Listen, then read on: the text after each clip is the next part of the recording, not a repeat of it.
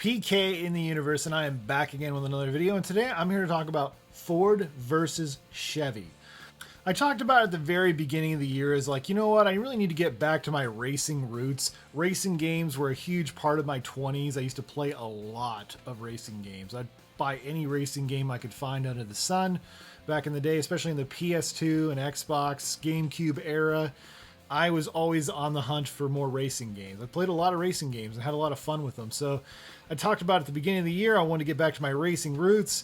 Fellow YouTuber Canadian Gamer has been giving me a lot of hard time about being a Ford guy. So I thought, you know what, this is a perfect time to talk about a Ford game. And this is a Ford game I've had for quite a long time. There's been a lot of reviews of this game. You know, everybody has their own opinions about it. You know, this game's been around for like 14 years or something like that. So chances are people have said things that I've already said. So I wanted to do sort of a, let's talk about this game as well as talking about the actual rivalry in my experience with Ford versus Chevy fans, honestly. So I'm going to talk about, the game and the fans. First up, let's talk about the fans. You know, people who are Ford fans and Chevy fans. This is something I have a lot of firsthand knowledge and experience about because, well, I grew up in the car business, okay? And my dad was a Ford dealer and has worked a lot of different Ford, related things in the Ford dealership side of things. My dad's been a general manager, salesman, parts and service manager, cleanup guy. I did that job too.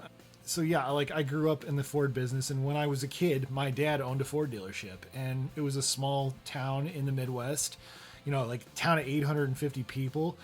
And it was really interesting growing up that way because, it's not like I could be like, oh, I prefer Dodge or Chevy, I was a Ford guy, I had to kind of be a Ford guy. I mean, I could just, Ford is literally what put food in my belly, okay? So, those cars existing, and my dad selling new and of used cars, of course, and he probably made the most money off used cars. The new cars are what got people in, but, trade-ins and stuff like that, And the thing about it is, everybody knew my dad was a Ford dealer, okay, that he owned a Ford dealership. I even knew a kid whose dad actually worked as a mechanic at a Chevrolet dealership, so we had some interesting conversations.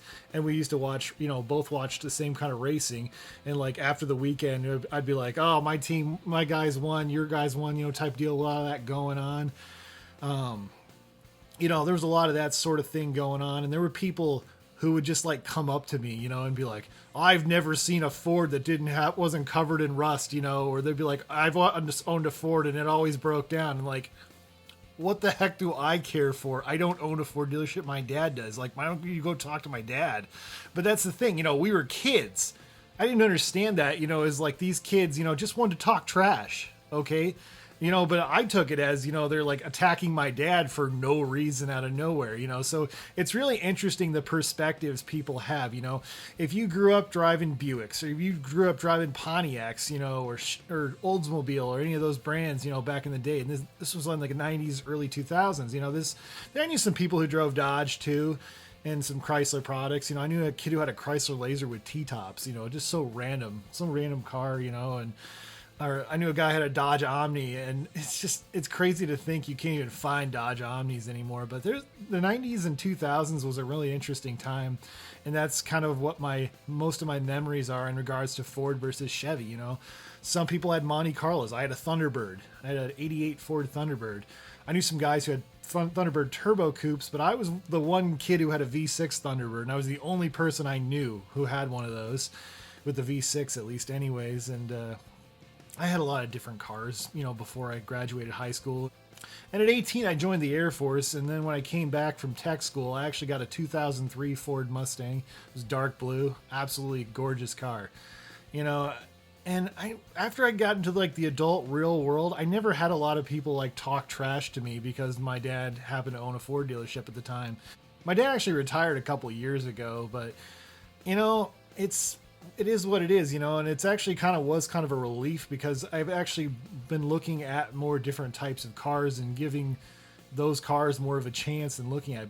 I have driven Chevrolets before. My dad worked at a Ford dealership for a lot of years. That basically my dad ran this Ford dealership, but the owner of the dealership, he also owned a Chevy store. So I'd actually got to drive a few Chevys, and man, and I've driven Chevys in the past too when I was a kid. Like I remember driving a Chevy Lumina and like a Malibu, I think at one point.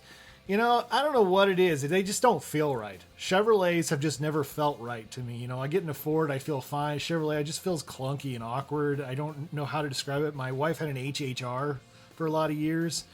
So I remember driving that, and it just felt really off. And it doesn't just stop there. It doesn't stop there. Let's go back to like when my dad and his brother were kids. Like my dad has a lot of different Ford cars. He's got a 42 Ford Business Coupe and a 48 Ford Business Coupe, as well as a 46 Ford four-door.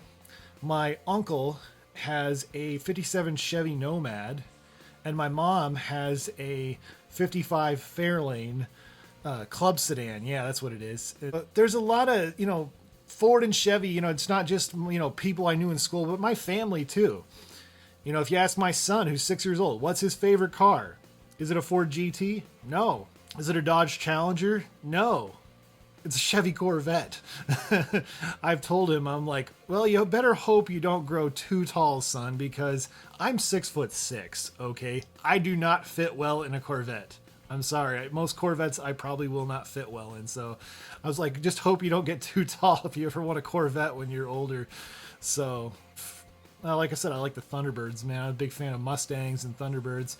The last cool car I think I owned, and I own a 2017 Ford Escape, but the last really cool car I guess I would say I owned was I had a 1973 Ford Thunderbird. And it was a fun little car to drive, but the thing was a beast. They didn't call them the Big Birds for nothing or whatever, but that thing had a big old engine, and it was a 429. They usually had a 460 in it, but 429 was like the lesser engine option, but a little less common too. So yeah, I grew up with Ford cars. Will I get a Ford car in the future? Probably not, actually. I have a relative who works for Chrysler HQ, so I'll probably be getting a Pacifica or something like that. Who knows, though? Yeah, because I think that's what my wife wants ultimately, but that's down the line or whatever. And so, yeah, the whole Ford versus Chevy thing, it's something I do know a thing or two about, okay? And this game is kind of like, for me, when I was a kid, this would have been like the ultimate fantasy, because I knew so many people who drove Chevrolets and Buicks, Pontiacs, Oldsmobile, a lot of GM stuff, knew a lot of people who were GM fans. So to race as a Ford versus a Chevy is pretty darn cool. Now, is this game an amazing arcade-style racing game? It's a C game at best. It's not an A+ game. This is not Outrun 2. This is not Gran Turismo 4. It's not, it's a very average game. And it has some like weird things. Like there's like a tire challenge where you have to go look for tires. I thought that part was really annoying. And then there's like challenge mode and stuff like that. There's 2-player split screen. I guess years ago there was an online mode where you could race up to 6 players at once. There's these really cringy cutscenes at the very beginning where it's these two grandpas who are like arguing, Ford versus Chevy, and then their grandkids come in and they're watching this on an old CRT TV, that this race that goes on television, and it's like called the Westington Cup. Okay, and it goes back to way back in the old days and stuff like that. There's a ton of cars in this game to unlock as well. A lot of, and you can drive as a Ford GT, and it doesn't take too long to get to that point, because you can basically, you get a car, you can trade in your car for a better car each time, because you get like points and stuff. And there's different, there's drag racing in this game, as well as, circuit racing and stuff like that. It's a pretty average game. It's okay. It's not the best game ever, but I had fun with it. What can I say? Again, as a Ford guy, all my life been a Ford guy. The fantasy of driving Ford versus Chevy is something that resonates with me personally. So, yes, if you're a Ford guy who's always wanted to race against Chevys, if you have a friend who loves Chevys and you love Fords, this is a perfect 2-player game. Is this, a perfect arcade experience? I mean, it's fine. It's competent. I've played worse games. I've definitely played worse racing games. Like, there's this game on the Wii called Jeep Thrills. That game is awful, honestly. This game is much better than that. I will say that much. Overall, yeah, I really enjoyed this because of my nostalgia for, when I was a kid, Ford versus Chevy. I mean, that's what it really boils down to. Yeah, the cars handle competently. You can upgrade the cars, of course. It doesn't take too long to upgrade them, you know, and it's pretty obvious which stuff gives you the best performance. It's usually the stuff at the very end. And when you upgrade too, you know, the upgrades are considered when you trade your car in for a better car. You know, I really love driving the Thunderbird. Of course, you know, it's the retro bird, you know, from 2002 to 2005. I remember actually when my dad got one of those at the dealership.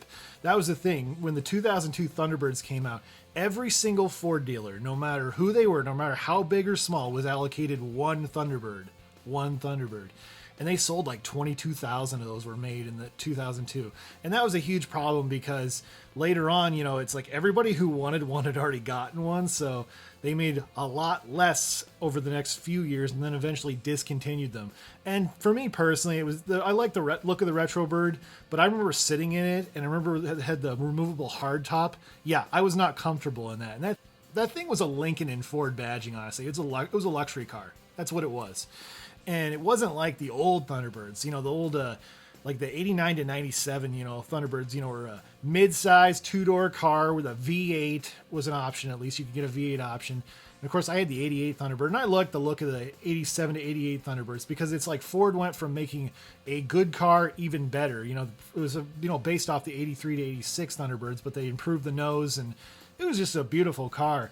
And then they, redesigned them. They got rid of the egg crate grill, which I thought was kind of disappointing. Yeah, that's a car I would have loved to have seen in this game, honestly, is like a later Thunderbird. The Thunderbirds before the Retro Birds, honestly. Either, yeah, the 89 to 97 or the old Aero Birds from like 87 to 88 would have been great. But yeah, I mean, I get it. You know, there's only so many cars they can put in this game, so... But overall, what can I say? I had fun with the game. It wasn't a perfect game by any means. There's a lot better games, especially from this era. But I thought, that this is a game that's definitely worth $5 to $6. Okay, no question about it. But yeah, I wouldn't pay crazy amounts of money for this game by any means. And I remember, again, playing this game when it was new, when it was contemporary, and it was a lot of fun. So anyways, that's my thoughts on Ford versus Chevy. And I'm just giving you guys a little background on me and my experience with the rivalry of people who enjoy Chevrolets. So anyways, what are your guys' thoughts? If you were to play this game, would you play as a Ford or play as a Chevy? Comment below. Love to hear what you have to say. Anyways, thank you guys so much for watching and stay awesome in this universe. Thanks.